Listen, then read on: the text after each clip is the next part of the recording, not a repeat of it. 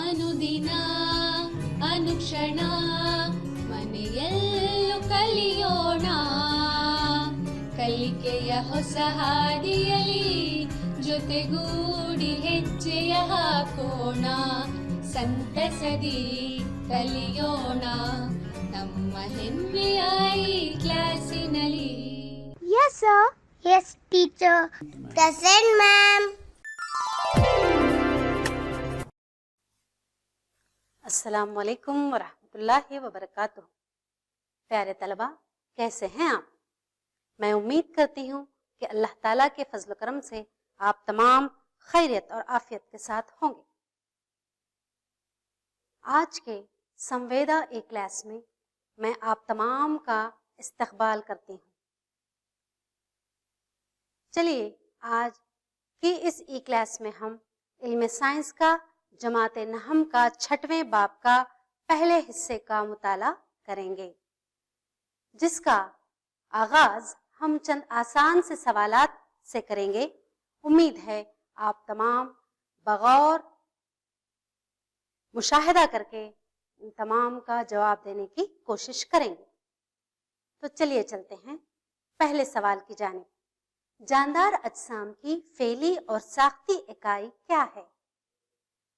सोचिए बच्चों, इसके ताल्लुक से हमने पहले पिछली जमातों में पढ़ा है। बिल्कुल सही, खलिया।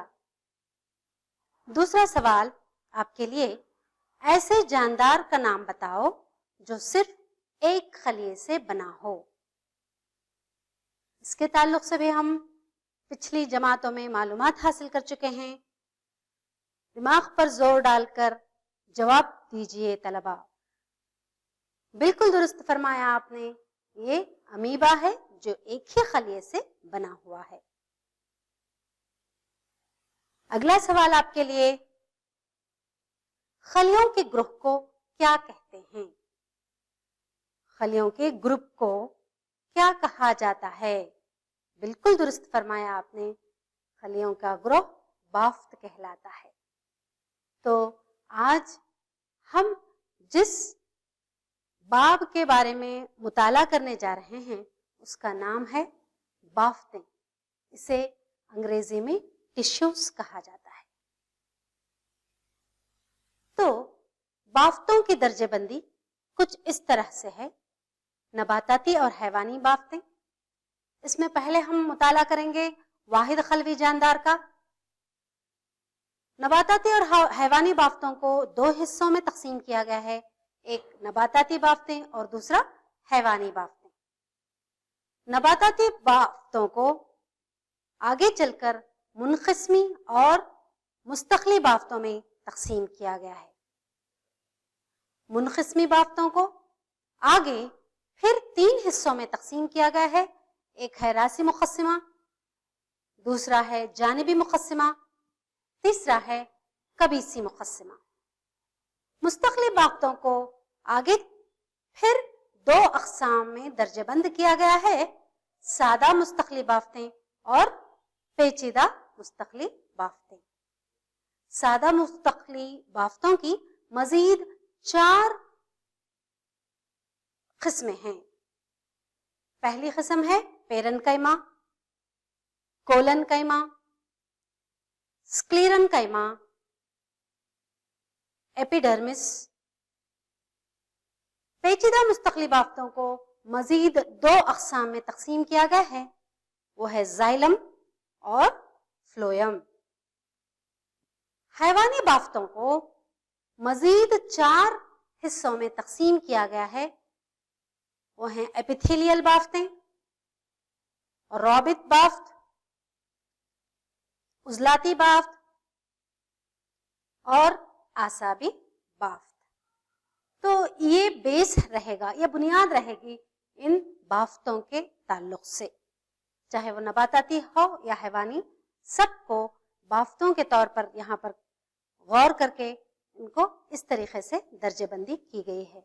इसी के बेस पर, इसी की बुनियाद पर हमारा सबक जो है आगे बढ़ेगा।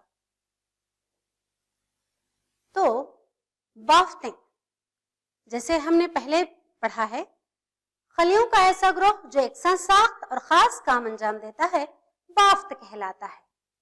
تو یہاں پر دیکھیے نباتاتی بافتوں کو دکھایا گیا ہے، حیوانی بافتوں کو کی ساخت کو یہاں پر بتایا گیا ہے۔ دیکھیے زندگی کا آغاز، تمام جاندار اپنی زندگی کا آغاز ایک ہی خلیے سے کرتے ہیں۔ ماں کے بطن میں ہماری زندگی کا آغاز بھی واحد خلیہ یا ایک ہی خلیے سے ہوا۔ یہاں پر ہم مثال لیں گے امیبا کی۔ وہ تمام حیاتی افعال انجام دیتا ہے جو اس کی بقا کے لیے ضروری ہیں، یعنی کہ امیبا سارے واحد خلیہ رہنے کے باوجود وہ تمام حیاتی افعال انجام دیتا ہے جو اس کی زندگی کے لیے، اس کی حیات کے لیے بے حد ضروری ہیں۔ واحد خلوی جاندار حرکت کر کے تغذیہ حاصل کرتے ہیں اور نشو و نما پاتے ہیں۔ واحد خلوی جانداروں میں حرکت اور تغذیہ، یہاں پر دیکھیے امیبا میں تغذیہ کو دکھایا گیا ہے۔ دیکھیے وہ کیسے اپنے سوڈوپوڈیا یا فہمی پیروں کو پھیلا رہا ہے، اور پھیلا کر اس نے ایک فوڈ پارٹیکل یا غذا کا ایک چھوٹا سا حصہ اس نے اپنے اندر سمو لیا ہے۔ اس طریقے سے واحد خلوی جاندار یعنی امیبا تغذیہ حاصل کرتا ہے حرکت کرتے ہوئے۔ واحد خلوی جانداروں میں نشو و نما، یہاں پر دیکھیے پہلے چھوٹا سا خلیہ بڑا ہوا، پھر اور بڑا ہوا۔ یہ کیا ہے؟ خلیے میں ہم نشو و نما کو دیکھتے ہیں۔ واحد خلوی جانداروں میں عمل نفوس پذیری، پچھلی جماعتوں میں ہم نے نفوس پذیری کے تعلق سے معلومات حاصل کی ہیں۔ نفوس پذیری کا مطلب سالمات کے اعلیٰ ارتکازی مقام سے ادنیٰ ارتکازی مقام کی جانب حرکت ہے۔ تو یہاں پر دیکھیے امیبا کے آس پاس آکسیجن کا ارتکاز اعلیٰ ہے، امیبا کے جسم کے اندر آکسیجن کا ارتکاز ادنا ہے۔ تو آکسیجن اعلیٰ ارتکازی مقام سے ادنیٰ ارتکازی مقام کی جانب ہوا، یعنی کہ آکسیجن امیبا کے جسم کے اندر داخل ہوئی۔ اس کے برعکس کاربن ڈائی آکسائڈ امیبا کے جسم کے اندر اعلیٰ ارتکاز ہے، اور آس پاس کے ماحول میں کاربن ڈائی آکسائڈ کا ادنا ارتکاز ہے۔ تو کاربن ڈائی آکسائڈ امیبا کے جسم کے اندر سے امیبا کے جسم کے باہر جا رہی ہے۔ تو اس طریقے سے گیسی تبادلہ ہوتا ہے واحد خلوی جانداروں میں۔ واحد خلوی جانداروں میں افزائش نسل کیسے ہوتی ہے؟ دیکھیے یہ واحد خلوی جاندار ایک خلیہ اچھے سے تغذیہ حاصل کر کے نشو و نما جب حاصل کر چکا ہے تو یہ بٹنے لگتا ہے، خلوی تقسیم ہونے لگتی ہے اس کے اندر۔ تو خلوی تقسیم ہو کے کیا ہے؟ دو خلیے بنتے ہیں۔ اس طریقے سے ان کی نسل میں افزائش ہوتی ہے۔ بافتوں کا وجود کیسے ہوا؟ جیسے جیسے جانداروں کا ارتقاء ہوا بہت سارے خلیے بنتے گئے اور کثیر خلوی جاندار وجود میں آئے۔ کثیر خلوی جانداروں میں یہ سارے حیاتی افعال کو انجام دینے کا کام مشکل ہو گیا۔ چند خلیے جو ایک ہی بنیاد سے وجود میں آئے، ایک ہی ساخت اور ایک خاص کام انجام دینے لگے، ایسے خلیوں کے گروہ کو بافت کہتے ہیں، انگریزی میں سے ٹشو کہا جاتا ہے۔ جاندار اجسام میں ایسے کئی بافتیں مخصوص افعال انجام دے رہے ہیں۔ علم حیاتیات میں بافتوں کا مطالعہ ایک واحد علیحدہ شاخ کے طور پر کیا جاتا ہے جسے ہسٹولوجی کہتے ہیں، انگریزی میں بھی اسے ہسٹولوجی کہا جاتا ہے۔ نباتات میں محدود حرکت ہوتی ہے اور توانائی کا زیاں کم ہوتا ہے۔ یہاں پر دیکھیے نباتات اتنا بڑا سا پیڑ ہے لیکن ایک جگہ ٹھہرا ہوا ہے بغیر کوئی حرکت کیے۔ حرکت کا مطلب ان کے لیے صرف شاخیں تھوڑی جب ہوا آتی ہے تو شاخیں ادھر ادھر ہلتی ڈلتی نظر آتی ہیں، بس اتنا ہی. اور ان میں محدود حرکت رہنے کی وجہ سے ان میں کافی زیادہ توانائی ہوتی ہے اور توانائی کا خرچ تو بالکل نہیں ہوتا. اس کے برعکس حیوانات میں حرکت زیادہ اور توانائی کا خرچ بھی بہت زیادہ ہوتا ہے. یہاں پر دیکھیے چیتا جو 102 کلومیٹر فی گھنٹے کی رفتار سے دوڑتا ہے. اس کی دوڑ یا اس کی تلاش یا اس کا سفر چاہے غذا کے لیے ہو، چاہے معاش کے لیے ہو، یا اس کی رہائش کے لیے بھی اس کی دوڑ ہو سکتی ہے. اس کا سفر اپنے ساتھی کی تلاش کے لیے بھی ہو سکتی ہے، یا سازگار ماحول کے لیے بھی یہ سفر کرتے ہیں. تو اس طریقے سے حیوانات میں حرکت زیادہ ہوتی ہے اور ان میں توانائی کا خرچ بھی بہت زیادہ ہوتا ہے. نباتات میں خاص حصوں میں نشو و نما ہوتی ہے. یہاں پر دیکھیے، یہاں پر کیا اگے ہوئے ہیں طلبا؟ آلو اگے ہوئے ہیں. دیکھیے آلو کا پودا ہے، صرف جڑ میں نشو و نما ہوئی ہے آلو کی، بس اتنا ہے. کوئی دوسرا حصہ خاص نشو و نما نہیں بتاتا. تو نباتات میں چند خاص حصوں میں نشو و نما ہوتی ہے. حیوانات میں یکساں نشو و نما ہوتی ہے. یہاں پر دیکھیے ایک ہاتھی، پورا اس کے ڈیل ڈول کے ساتھ باقاعدہ اس کی نشو و نما پوری یکسانیت کے طور پر ہونی چاہیے. کچھ بھی کمی بیشی ہوئی یا کوئی ایک حصے میں نشو و نما ہوئی دوسرے حصے میں نشو و نما نہ ہوئی تو ہاتھی بالکل بدصورت دکھنے لگے گا. تو اس طریقے سے حیوانات میں یکساں نشو و نما ہوتی ہے. نباتات میں مختلف حصے ہوتے ہیں. یہاں پر دیکھیں نباتات جب پھلتے پھولتے ہیں تو پھول، پھل اور کلی، پھل، بس اتنا ہے. تو نباتات میں خلیے، بافتیں اور مختلف قسم کے حصے، بس اتنا ہی کافی. اس سے آگے نباتات میں اور زیادہ نہیں ہے. تو یہاں پر دیکھیے اس کے برعکس حیوانات میں مختلف اعضاء اور عضوی نظام پائے جاتے ہیں. یہاں پر دیکھیے ہم یہاں پر نقل و حمل کا نظام دیکھ سکتے ہیں. دل سے جڑی خون کی رگیں، کثیف خون، آکسیجن سے بھرا ہوا خون، ڈی آکسیجنیٹڈ خون. یہاں پر مختلف قسم کی نالیاں ہم دیکھ سکتے ہیں. پھیپڑوں کا نظام یا عمل تنفس کا نظام دیکھ سکتے ہیں. اور یہاں پر دیکھیے استخوانی ڈھانچے کو بھی یہاں پر ہم دیکھ سکتے ہیں. مختلف قسم کے اعضاء اور عضوی نظام یہاں پر بنتے ہیں. نباتات سادہ فطری اجزاء کے استعمال سے غذا تیار کرتے ہیں. یہ خود کفیل ہوتے ہیں. فطرت میں پائی جانے والی کاربن ڈائی آکسائڈ، سورج کی روشنی، معدنی نمکیات، پانی اور اپنے پاس پائے جانے والے کلوروفل کی مدد سے یہ اپنی غذا خود تیار کرتے ہیں. یہ خود کفیل کہلاتے ہیں.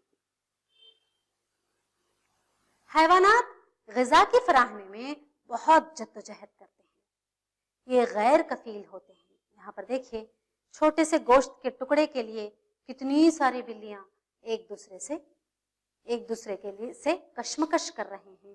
اس کو حاصل کرنے کے لیے، اس چھوٹے سے غذا کے ٹکڑے کو حاصل کرنے کے لیے بہت ساری بلیاں میں کشمکش چھڑی ہوئی ہے، جدوجہد چھڑی ہوئی ہے. یہاں پر ایک ہم نے سرگرمی دی ہے منقسمی بافت کے وجود کو بتانے کے لیے. تو ہم نے یہاں پر سبز رنگ کی مونگ کی دال لی ہے. اس کو پانی میں بھگو کر 6 گھنٹے پانی میں بھگو دیے ہیں. اس کے بعد اس کو نتھار کر پانی اس میں سے الگ کر کے ویسے ہی برتن کو ڈھک دیا گیا. ڈھک کر ساری رات چھوڑ دینے کے بعد ہمیں ایسی ساختیں نظر آئیں. یہاں پر دیکھیے ہر ہری مونگ سے ایک ٹیوب نما شکل دکھائی دی ہے. یہ منقسمی بافت ہے. یہاں پر دیکھیے سرکل کر کے بتایا گیا ہے منقسمی بافت کو. منقسمی بافت کی قسمیں اور نشاندہی اور ان کے افعال کو یہاں پر بتایا گیا ہے. دیکھیے جو اوپر اور نیچے کے نوک پر جو بافت پائی جاتی ہے اس بافت کو ہم راسی مقسمہ بافت کہیں گے. یہ منقسمی بافت کی ایک قسم ہے. یہ پودے کے نوکیلے حصے میں پائی جاتی ہے. یہ پودے کی لمبائی میں اضافہ کرتی ہے. اوپر کی جانب دیکھیں تو لمبائی میں اضافہ کرتی ہے, نیچے کی جانب میں دیکھیں جڑوں کے پاس دیکھیں تو یہ گہرائی میں بھی اضافہ کرتی ہے. تو جانبی مقسمہ بافت, جانبی مقسمہ بافت تنے کی موٹائی میں اضافہ کرتی ہے. کبیسی مقسمہ بافت دیکھیے یہ پتا جہاں سے اگا ہے اس حصے کو ہم نوڈ کہتے ہیں. ایک پتا اور دوسرے پتے کے اگنے کے درمیان کی جو جگہ ہے وہ جو فاصلہ ہے اس کو ہم انٹر نوڈ کہتے ہیں. تو نوڈ اور انٹر نوڈ کے درمیان والی جگہ کے فاصلے کو بڑھانے کا کام کبیسی مقسمہ بافت کرتی ہے, جو یہاں پر بتایا گیا ہے. منقسمی بافت کی قسموں کے افعال اور ان کے مقامات کو ہم نے دیکھا. تو راسی مقسمہ بافت جڑ اور تنے کے نوکیلے سروں پر پائی جاتی ہے. یہ جڑ اور تنے کی لمبائی میں اضافہ کرتی ہے. کبیسی مقسمہ بافت نوڈ اور انٹر نوڈ میں پائی جاتی ہے. یہ تنے اور پودے کی جملہ لمبائی میں اضافہ کرتی ہے. جانبی مقسمہ بافت تنے اور جڑ کی موٹائی میں اضافہ کرتی ہے. یہاں پر دیکھیں تین الگ الگ سیکشنز, تین منقسمی بافتوں کی قسموں کو الگ الگ سیکشنز میں بتایا گیا ہے. دیکھیں منقسمی بافت کو الگ الگ سیکشن کر کے یہاں پر دکھایا گیا ہے. تنے کی تراش کو یہاں پر مختلف نشاندہی ناموں کے ساتھ نشاندہی کر کے بتایا گیا ہے. دیکھیے طلبہ, ایپیڈرمس بالکل اندرونی حصہ پتھ کہلائے گا. اس کے بعد ایپیڈرمس کے فوراً بعد والا حصے کو ہم کارٹیکس کہتے ہیں. وہ جو زائلم ہے, زائلم, فلویم اور کیمبیم کی بھی یہاں پر نشاندہی کی گئی ہے. درمیان میں دیکھیے یہاں پر ویسکولر بنڈل ہے, یا انگریزی میں اسے ویسکولر بنڈل کہتے ہیں, اردو میں اسے وہ آئی ہضمہ کہتے ہیں. تو تنے کی تراش کو یہاں پر دکھایا گیا ہے. سادہ مستقلی بافت. منقسمی بافت کے خلیات ایک مدت کے بعد خلوی تقسیم کی صلاحیت کھو دیتے ہیں اور خاص کام انجام دیتے ہیں. مستقل بافت کہلاتے ہیں. یہ بافتیں منقسمی بافت کے بازو میں یا بغل میں پائی جاتی ہیں. مستقلی بافت دو قسم کی ہوتی ہیں, سادہ مستقلی بافتیں اور پیچیدہ مستقلی بافتیں. سادہ مستقلی بافتوں میں پہلے ہے پیرن کائما بافت. یہاں پر دیکھیے پیرن کائما بافت کے جو خلیے ہوتے ہیں وہ کروی, چوک یا 4 ضلع والی شکل, 5 ضلع والی شکل, 6 ضلع والی شکل کے ساخت میں بھی یہ ہوتے ہیں, اور یہ ہمیشہ خلوی تقسیم کرنے کے لیے تیار ہوتے ہیں. سادہ مستقل بافتوں کی خصوصیات. پیرن کائما یہ زندہ خلیوں سے بنے ہوتے ہیں. یہ بندھنی نسیج یا پیکنگ ٹشو یا پیکنگ بافت بناتے ہیں. کچھ وقفے کے لیے یہ بافت غذا اور پانی کا ذخیرہ اور پودے کو سہارا مہیا کرتی ہے. اس بافت کے خلیوں کے درمیان بین خلیاتی خلا پائی جاتی ہے. خلوی دیوار سیلولوز, ہیمی سیلولوز, پیکٹن اور لگنن مادوں سے بنی ہوتی ہے.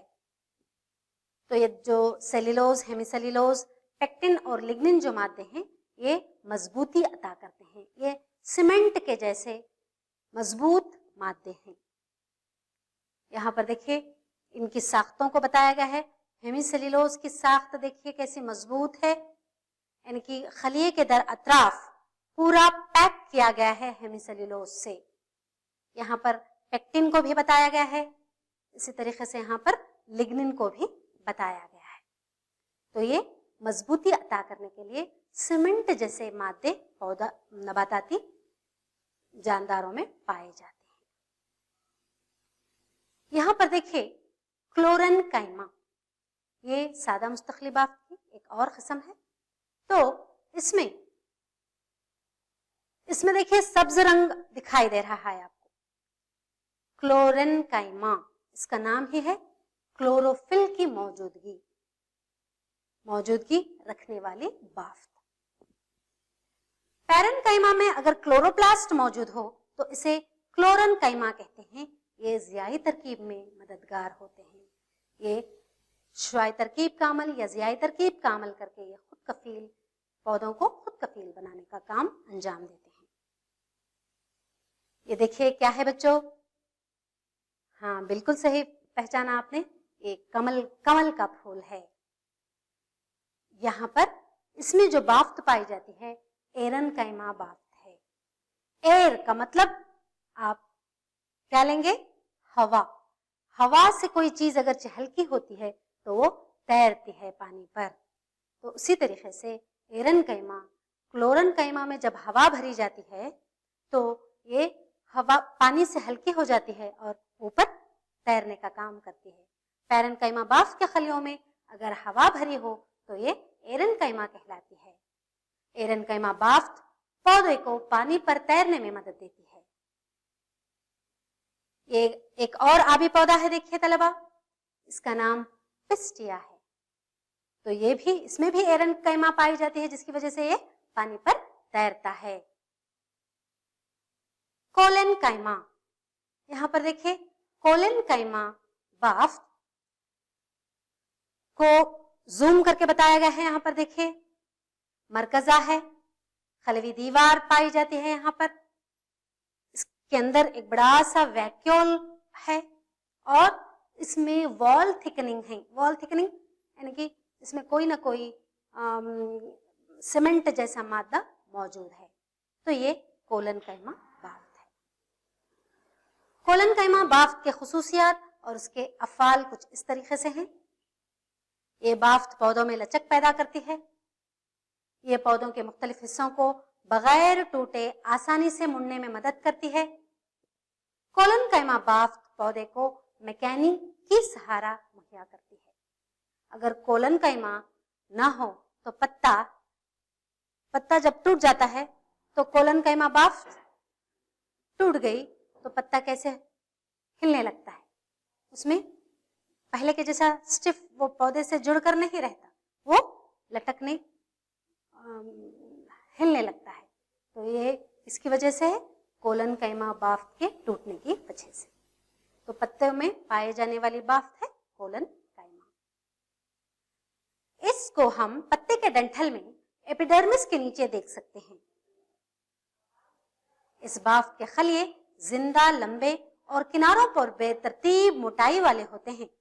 बैनुल खलियाती खला बहुत कम पाई जाती है इसमें। स्क्लेरेनकाइमा बाफ्त, यहाँ पर देखिए स्क्लेरेनकाइमा बाफ्त को जूम करके खूबसूरती से बताया गया है। तो इस बाफ्त के खलियों के अतराफ आप देख सकते हैं लिग्निन, बहुत सारा लिग्निन क्या है पैवस्त कर दिया गया है, तो जिससे ये बहुत सख्त होता है। ये लिग्निन जमा होते होते आखिर वो स्क्लेराइड्स बनते हैं, ठोस शक्ल, बेलोच ठोस शक्ल। यहाँ पर देखिए स्क्लेराइड्स कहाँ पाए जाते हैं, नारियल के खौल में पाए जाते हैं। देखिए ये जो नारियल का खौल होता है, टफ होता है, इसको तुम जरब देने की कोशिश करो, जरब तुम्हें पड़ती है, वो उसका कुछ बिगड़ता नहीं। तो इसमें स्क्लेराइड्स पाए जाते हैं। स्क्लेरेनकाइमा बाफ्त इसमें होती है। और कहाँ कहाँ पर पाया जाता है ये स्क्लेराइड्स, आप देखिए अखरोट में, अखरोट के खौल में, बादाम के खौल में स्क्लेराइड्स पाए जाते हैं। ये स्क्लेरेनकाइमा बाफ्त से बनते हैं। स्क्लेरेनकाइमा बाफ्त के खुसूसियात और उनके अफाल। ये बाफ्त पौधे को सख्त और बेलोच बनाती है। اس بافت کے خلیے مردہ ہوتے ہیں. ان کی خلوی دیواریں موٹی اور سخت ہوتی ہیں کیونکہ ان میں لگنن نامی کیمیائی مرکب پایا جاتا ہے. ان میں بین خلیاتی خلا نہیں پائی جاتی. یہ بافت تنوں میں پتیوں کی نسوں میں بیج اور گٹھلی کی سخت چھال میں پائی جاتی ہے.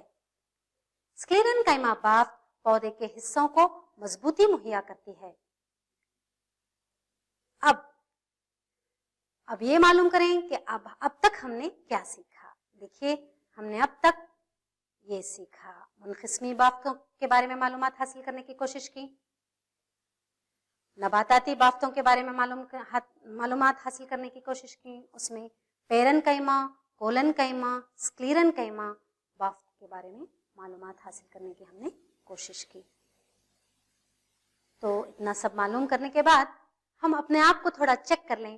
ہمیں جو بھی معلومات حاصل ہوئی ہیں اس کو ہمیں یاد ہے کہ نہیں. چلیے دیکھیں، مندرجہ ذیل سوالات کے 4 متبادل جوابات دیے گئے ہیں. ان میں سے صحیح جواب کا انتخاب کریں. ایسے واحد خلوی جاندار کا نام بتائیں جو سارے حیاتی افعال انجام دیتا ہے. آپ کے آپشنز اسپائروگائرا، چیونٹی، امیبا اور نوسٹک ہیں. سوچئے بچوں، صحیح جواب بالکل درست فرمایا آپ نے. یہ امیبا ہے جو اپنے سارے کام حیاتی افعال انجام دیتا ہے. اگلا سوال، خلیوں کا ایسا گروہ جو یکساں ساخت اور خاص کام انجام دیتا ہے کیا کہلاتا ہے؟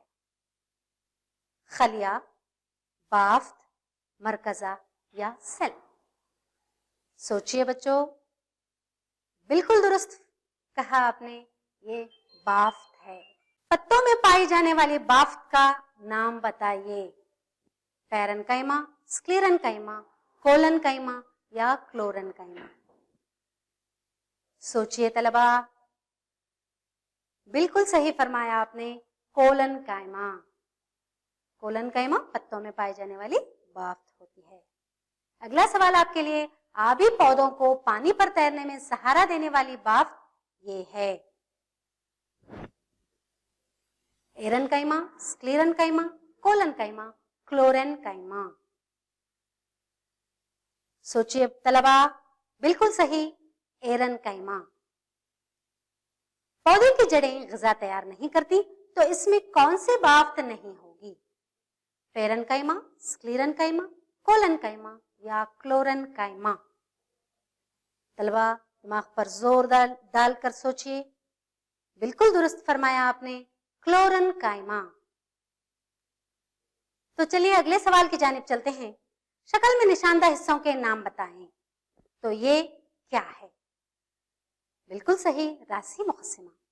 دی گئی شکل میں بی کیا ہے؟ بالکل درست فرمایا آپ نے، جانبی مقسمہ. دی گئی شکل میں سی کیا بتاتا ہے؟